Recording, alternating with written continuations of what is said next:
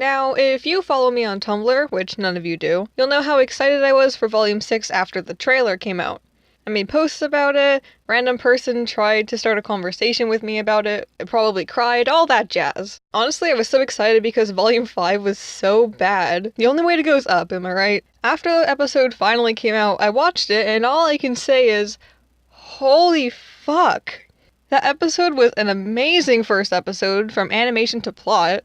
It starts with beautiful scenery shots as if to trick us into thinking it's going to start calmly and tranquil, but then it immediately kicks into the action of them on the train. The Manticore Grimm looks amazing, and while smaller than the concept art shows, is still a formidable foe. The amazing teamwork between the girls is flawless, and I'm a sucker for White Rose, so those two scenes of them almost made me cry. I was kind of disappointed that Yang and Blake were on good terms right away, but the writers did give them an out, saying it's been 2 weeks since they first reunited, so they probably argued and shit during that time. Well, I think it's a cheap blow. I guess it's fair, since later in the episode we see Blake feeling guilty and kind of, I don't want to say babying, but kind of babying Yang. Then there's Adam's scene. Say what you want about Adam, I'll probably agree, but I still like his character. He's a really shitty person, but I enjoy his screen time when he's not being a whiny piss baby over Blake. That being said, this scene was basically him being a whiny piss baby over Blake. We get a side scroll of the Dead White Fang members as the soundtrack of Adam killing them plays over in the background. They provoked him because he was defeated by Blake and he was like, fuck you guys,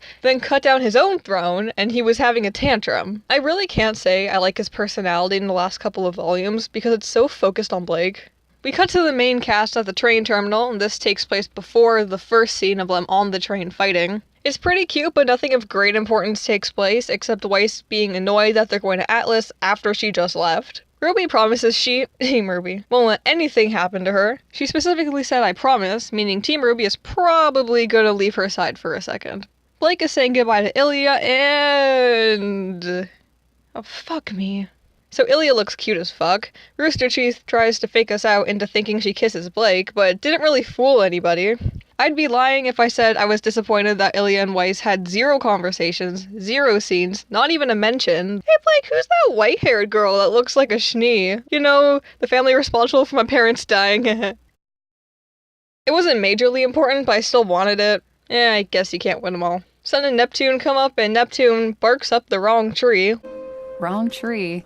They'll figure it out. Which, as a homo myself, I found very funny.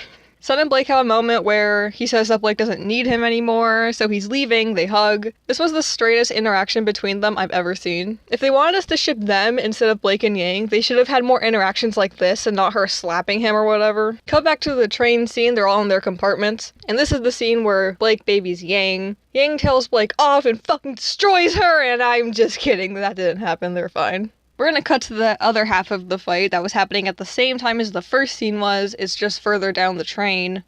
Mans tries to swing into the train before the tunnel and bruised his arm. I'm just saying that would have been torn off or something. At least looked more fucked up than a bruise, but whatever.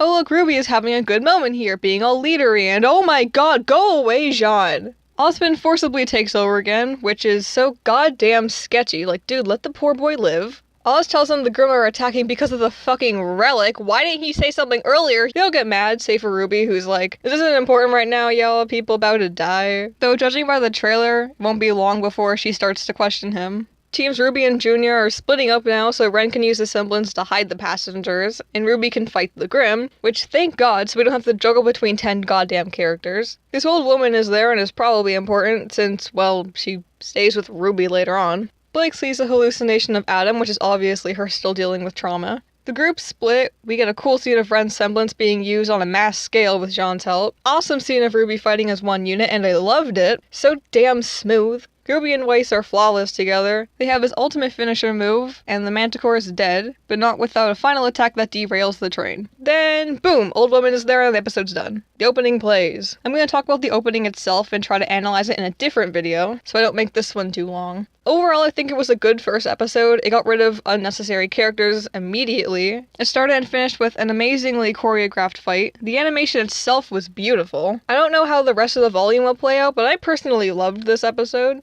If I had to pick something I didn't like, it would be that when they were trying to tie down the manticore, it just kind of stood there and it was like, hey, what's going on? You'd think it would thrash around a bit, flap its wings, I don't know. I don't think I'll do reviews for every episode. You saw how well that ended last time. I think I'll just do an episode halfway through the volume and then one at the finale maybe. It depends. Though you can expect that Volume 6 opening analysis coming sometime soon. Thanks for watching.